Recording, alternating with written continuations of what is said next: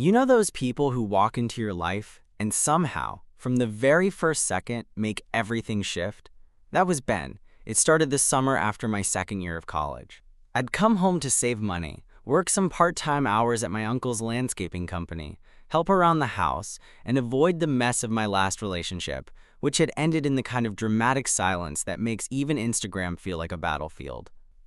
Ben was already there when I got back. He'd been staying with my family for a couple of weeks. My older brother Matt's best friend from high school recently graduated and crashing with us while job hunting in the city. I remembered him vaguely, tall, tan, quiet, always wearing black Vans and chewing the sleeves of his hoodie. Back in the day, I was just the annoying younger sibling in the corner while they played FIFA. But now? Now he was a whole different story. He was taller than I remembered. Filled out, toned, but not bulky. His hair had grown out a bit, messy waves that curled around the edges of his ears, and he had this slow way of speaking, like he only used words he meant. His voice dropped into a deeper register since high school, and when he said my name the first night, Jamie, right? I swear it vibrated down my spine. I don't know what I expected that summer to be, but I definitely didn't expect him. Our house wasn't huge, so he stayed in Matt's old room, right across the hall from mine. The walls were thin. I could hear him move around at night, the creak of his mattress, the occasional throat clearing or soft laugh while he scrolled on his phone. I tried not to care. Tried being the operative word. At first, things were casual, friendly. We'd pass each other in the kitchen and swap polite mornings, talk a little during dinner. He was respectful, low maintenance, the kind of guest any parent would love. But then came the first late night. It was a Thursday. I'd gotten home late from a shift, covered in dirt and grass clippings, sore all over. The house was quiet. My parents asleep, Matt still out with his girlfriend, and I found Ben in the kitchen, sitting at the counter in pajama pants, eating leftover pasta straight from the container. He looked up when I walked in. Hey, I mumbled, heading for the fridge. You want the rest of this? He asked, holding up the Tupperware. I shook my head, grabbing a beer instead. You're good. He gave me a slow once-over, amused. Rough day? Long. Hot. My uncle doesn't believe in breaks. Ben chuckled. You want to sit for a bit? I hesitated, then slid onto the stool across from him. He pushed the container toward me anyway, and I found myself eating a few cold bites while he scrolled through something on his phone. It was easy. Weirdly so. And then he said, out of nowhere, "You're not like I remember." I looked up. What? You used to follow Matt around like a puppy, he said, smiling. Wouldn't shut up. Now you're quiet. Different. I raised an eyebrow. That's supposed to be a compliment? Maybe. He leaned back, stretching slightly. You grew up. The way he said it, low, calm, almost absent-minded, made me flush. I forced a shrug. So did you? He didn't reply, just looked at me a second longer than felt normal, then went back to his phone. But from that moment on, something shifted. That night, I couldn't sleep. I lay awake in bed, staring at the ceiling, thinking about the way his eyes had lingered, wondering if it meant something, wondering if I wanted it to. It became a pattern. Late-night run-ins, quiet conversations, shared snacks, quiet jokes. Matt was gone most evenings, busy with his summer internship and his girlfriend, so it became just the two of us more often than not. One night, we ended up watching a movie on the living room couch. Ben stretched out, feet on the coffee table, and I sat awkwardly at the other end, trying to act like his bare feet weren't inches from my thigh. Halfway through, he passed me the remote. Pick something else, he said. That one was garbage. I scrolled through options. You're picky. I have taste. All right, Mr. Film Buff. What do you want? He shrugged. Something slow, real. I don't like things that try too hard. The way he said that, soft, almost to himself, made my stomach flip. I picked a quiet indie film, something with long silences and soft lighting. We watched it with barely a word, and when it ended, we didn't move. I could feel him beside me, his leg now lightly brushing mine. Neither of us said anything. Eventually, he stood and stretched. "Night, Jamie." "Night." His voice was low. "Close." And then he hesitated in the hallway, just outside my door, before finally stepping into his room. That hesitation? It felt like a lightning strike. The next morning, everything felt normal. Ben was already gone by the time I came downstairs. His half-finished coffee sat on the counter, and I stared at it longer than I should have, like it might tell me something. I kept thinking about the way he'd paused outside my door. It hadn't been dramatic, not some rom-com stare-down, just a beat too long. But it was enough.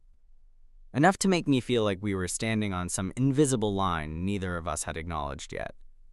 That whole day I tried to shake it. Focus on work. Ignore the fact that I kept checking my phone even though we hadn't exchanged numbers. By the time I got home, my body ached and my brain was fried. I showered, ate whatever leftovers I could scrape together, and flopped onto the couch.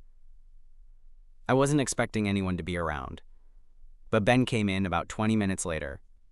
Hoodie on, earbuds in, a little sweaty like he'd gone for a run. "Hey," he said, pulling one earbud out. "Hey." He grabbed a bottle of water from the fridge, then looked at me. "You good?" "Yeah, just tired."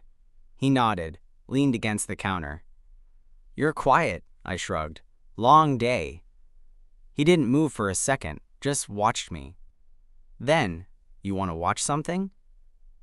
It was casual, offhand, but it made my pulse skip. "Sure," I said, trying to sound chill. He grabbed the remote, sat next to me on the couch. But this time, not on the other end. Closer, not touching. Close, but close enough that I could smell him. Sweat, laundry detergent, something faintly citrusy. We watched some dumb show, half paying attention. He stretched once, arm brushing mine, then stayed like that. Casual, natural. But I wasn't breathing right. At one point he laughed at something on screen. I looked over without thinking. And he was already looking at me. Neither of us looked away. He didn't smile. Neither did I. The room went quiet. Not literally. The TV still babbled in the background, but quiet in that way that feels louder than anything else. And then he blinked, turned back to the screen, like nothing had happened. But something had. Later that night, I heard his door open. I was in bed, scrolling mindlessly, the glow of my screen casting weird shadows across my ceiling. I didn't move, just listened. He padded down the hall, paused. Right outside my room, I held my breath. Then, a soft knock. Not loud, just a gentle tap. Like a question. I got up and opened the door. He stood there, arms folded over his chest, hoodie unzipped.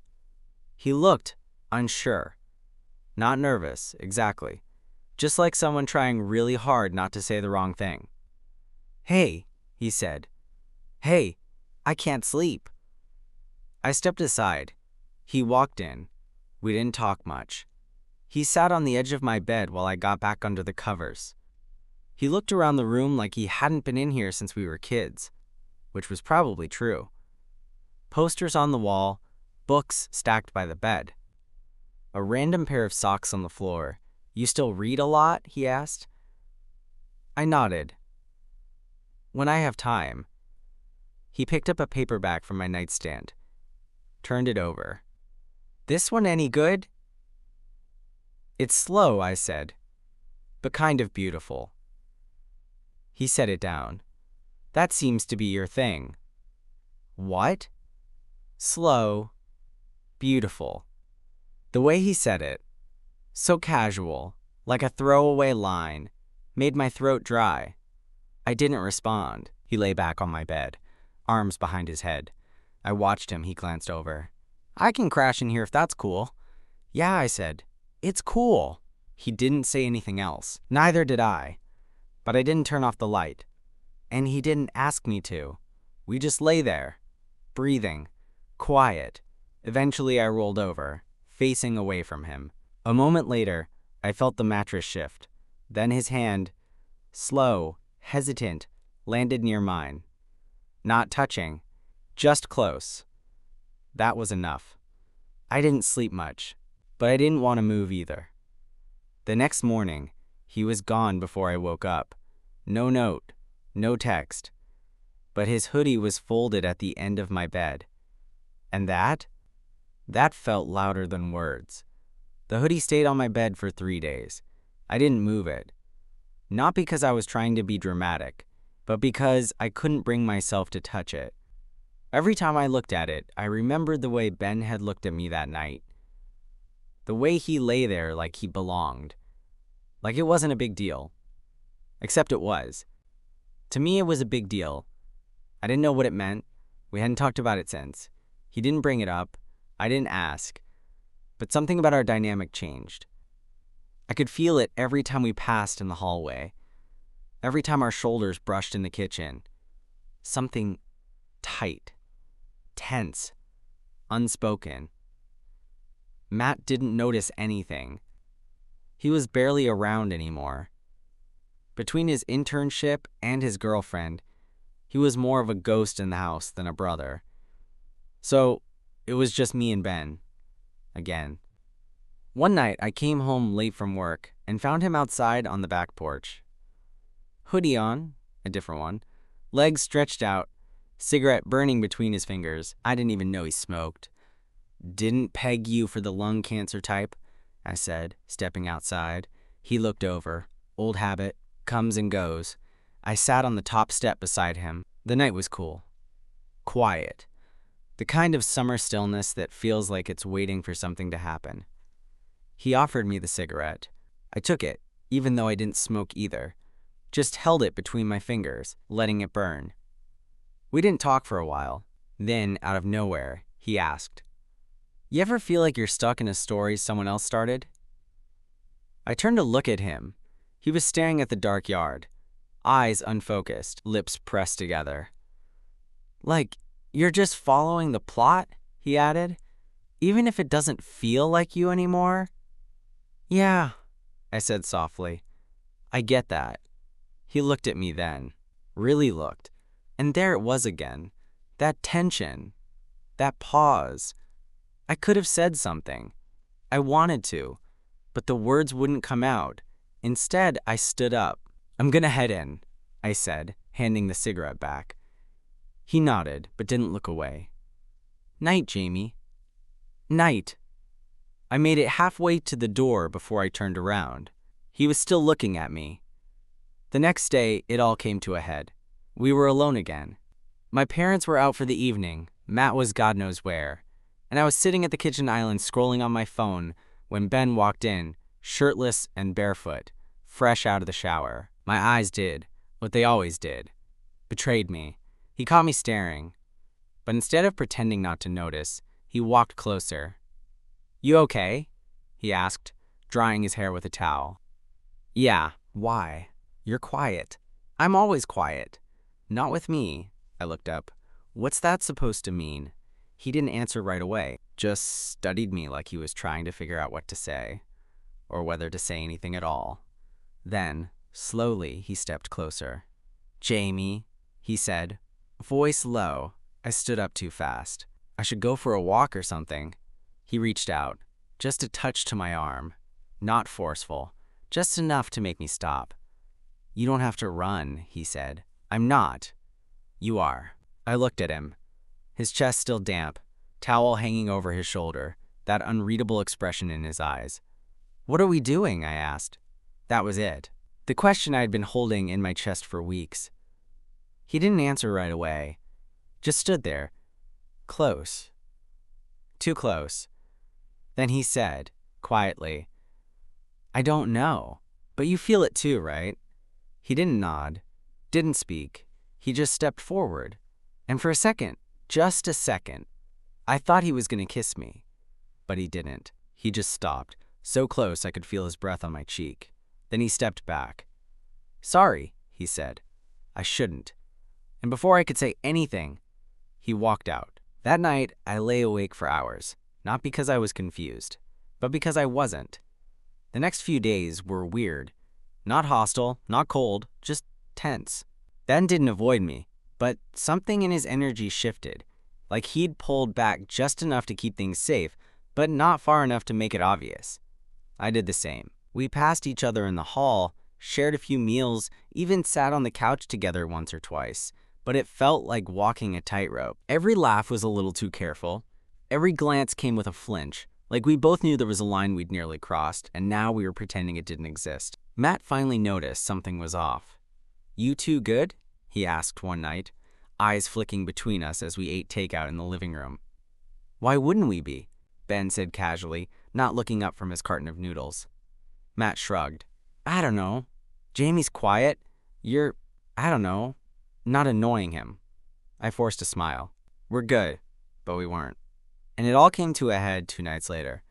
It was a Friday. My parents were out visiting my aunt. Matt was working late. The house was dead quiet. I was in my room, headphones on, half watching YouTube, when I heard a knock at the door. Not a soft one this time. Firm. Decisive. I opened it, and there he was. Ben. In jeans and a plain black t-shirt. Hair slightly messy, like he'd been running his hands through it too much. "Can I come in?" he asked. I stepped aside. He walked in slowly, standing awkwardly by the edge of the bed. I sat down at my desk chair, suddenly unsure how to act. "I owe you an explanation," he said. I didn't speak. He took a breath. "That night in the kitchen, I panicked. No kidding." He looked down at his hands. I felt something, and I didn't know what to do with it. Still don't. "Why'd you come here, Ben?" He blinked. "What do you mean?" "This summer. Our house. Me." He shook his head, confused. "I didn't come here for you, Jamie. I came because I needed a place to crash." "Right," I said, trying to smile, even though it felt like it cracked something in my chest. He stepped forward, but I stayed because of you. That stopped me. He was close now, not touching, but close. "I don't know what this is," he said. "I just know that I feel better when I'm around you. Calmer, like I don't have to pretend." My voice came out softer than I meant. "You don't." He sat down on the bed across from me, elbows on his knees, hands clasped like he was holding something delicate. "I've never done this before," he said. "Not with a guy." I looked at him. "And you think I have?" He laughed, barely. "No, but you're braver than me. You don't know that." He looked up. Eyes sharp. Honest. "You didn't walk away." That shut me up. We sat there in silence for a while. It wasn't tense anymore. Just full. He glanced around the room, then back at me. "I can't stop thinking about that night," he said. "Which one?" "The one I didn't kiss you." My heart thudded. He stood up, walked over to where I was sitting, and reached out. Slow, like he was giving me time to stop him. But I didn't. His hand cupped the side of my face, warm and a little unsteady. "I don't want to be scared of this," he said.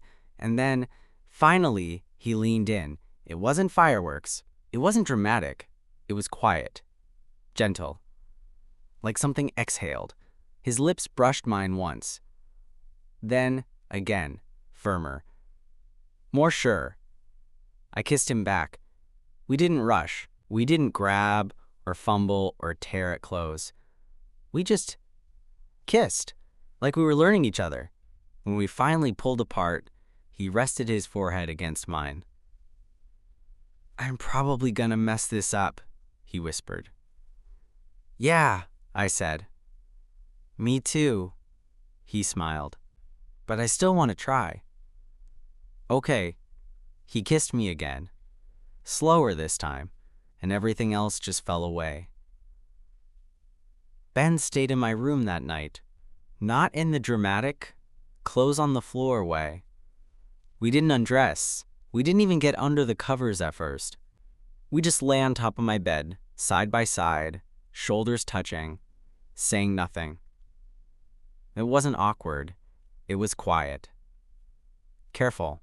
Like we were both trying to memorize the shape of this new thing between us. He asked if I wanted the light off. I said yeah. He reached across me to flick the switch, and his arm lingered, brushing my chest just long enough to make my breath catch. We lay there in the dark, not touching, but close enough that I could feel the heat from his body. I could hear every shift in his breathing, every time he moved just slightly on the mattress. After a while, he spoke. "You ever think this would happen?" I let out a breath. "No, not even once." He turned his head. "Why not?" "Because you were Matt's best friend, and you were, you know, you." "What does that mean?" I smiled in the dark. "Hot, straight, untouchable." He snorted. "1 out of 3, maybe." I turned toward him. "Yeah?" He was already looking at me. "I don't know what I am," he said. "But when I'm around you, it feels like I don't have to figure it out right away." I didn't know what to say to that. My chest felt tight in the best possible way. He shifted, arm brushing mine. "I used to hear you playing music in your room." "What, like guitar?" He shook his head. "No, like old playlists. That sad indie stuff you love." I rolled my eyes. "That's not sad. It's atmospheric." He laughed. "Okay, sure." But I'd sit in Matt's room at night, trying to sleep, and I'd hear that soft music coming through the wall. And I'd think, you were kind of a mystery. That made me pause. "You thought about me back then?" "Yeah," he said softly. "Not like this. Not yet. But you were always in the back of my mind." I swallowed hard. There was a silence. Then his hand moved, slowly, almost nervously, until it found mine between us. He didn't grip it. Just placed it there. Fingers touching. Resting. Like a question he didn't need an answer to. I laced my fingers through his. That night, we fell asleep like that. In the dark. Hands intertwined. The space between us finally gone.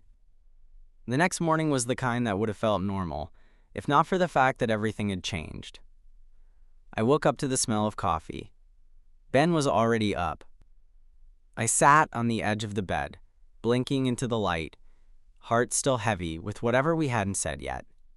When I walked into the kitchen, he looked up from the stove. "You eat eggs?" he asked. I nodded. He handed me a plate a few minutes later, scrambled, toast, no fuss, and slid into the seat across from me. We didn't talk much, but it wasn't uncomfortable. It was like we were both figuring out how to act now that the walls were down. After breakfast, I followed him out to the back porch. He lit a cigarette, offered me one again. I declined. "You okay?" he asked. "Yeah," I said. He looked at me carefully. "Are we okay?" I nodded. "Are you?" He hesitated. Then, with a breath, "I don't regret it." "Good. Do you?" "No." Another pause. Then he said something I didn't expect. "I don't want to hide this." I looked at him. "You mean from Matt?" "From anyone," I blinked. "Ben, we don't even know what this is." "I know," he said. "But I'm not scared of people knowing I like being around you. That I want more." That hit me in the chest harder than anything else had so far. Not the kiss, not the confessions. This, his certainty, his calm, the fact that he wasn't pretending anymore. I nodded. "Okay," he smiled. Not big, not showy, just real. Then he reached for my hand again, right there on the porch. In daylight. And I didn't pull away. It didn't take long for Matt to figure it out. Looking back, I'm surprised it didn't happen sooner. We weren't exactly subtle. I mean, we didn't hold hands around the house or anything. But there were looks. Little moments. The kind of things people notice when they've known you your whole life. The breaking point came one night after dinner. Ben and I were clearing the table while my parents watched something on TV. Matt walked into the kitchen and paused, just for a second, but long enough to catch whatever moment was hanging between us. I had just handed Ben a plate, and our fingers had lingered. Not long, barely even a beat. But Matt saw it. He tilted his head. "You guys good?" Ben, to his credit, didn't flinch. "Yeah. Why?" "You seem, I don't know, different." I said nothing. Matt looked at me, then back at Ben. "Did something happen?" Ben set the plate in the sink. "We should talk." Matt crossed his arms. "Okay, talk." Ben glanced at me. I nodded. So we did. Not dramatically, not defensively, just honestly. "We've been spending time together. Me and Jamie. More than just friends." Matt's face didn't change at first. Just a blink. A pause. Then, "Like, dating?" Ben hesitated. "We're figuring it out." Matt looked at me. "Is that true?" I nodded. "Yeah." The room felt suddenly too quiet. The sounds from the living room TV filtered in. A canned laugh track. Some distant dialogue. Matt didn't yell. Didn't storm off. He just stood there. Then said, "Okay." I blinked. "Okay," he shrugged. "I mean, it's weird. But I'm not going to be an idiot about it." Ben looked surprised. "Seriously?" "Yeah," Matt said. "You're both adults. And if it makes sense to you, I guess that's what matters." It was that simple. It didn't mean things weren't weird for a few days. They were. Matt kept his distance a bit, but he didn't say anything harsh. Didn't make jokes. Just adjusted. And honestly, that meant everything. Later that night, Ben and I sat in the backyard again. Same steps, same quiet. He looked over at me. I thought he'd lose it. "Me too." "You okay?" I nodded. "Are you?" He didn't answer right away. Then, I think this is the first time in my life I've been honest about something scary and not had it blow up in my face. "That's good, right?" "Yeah," he said, a small smile playing at his lips. "That's really good." We sat like that for a while, our shoulders touching, the crickets loud, the night soft around us. And for the first time in weeks, I felt something settle inside me. Like I could breathe again. Like, maybe, just maybe, this wasn't going to fall apart. By the end of summer, Ben still hadn't found a job in the city. He had offers, one in Denver, another in Chicago. But none here. I didn't ask him to stay. I couldn't. We weren't there yet. But I wanted him to. One night we lay in my bed, legs tangled, the room quiet except for the hum of the fan. He traced patterns on my chest with one finger, head resting against my shoulder. "You think this still works if I leave?" he asked. I didn't answer right away. "I don't know," I said honestly. "But I'd try, if you would." "I would," he said like it wasn't even a question. The next morning, he applied for a job here. Not the best one, not the highest paying, but it kept him in town. He got it a week later.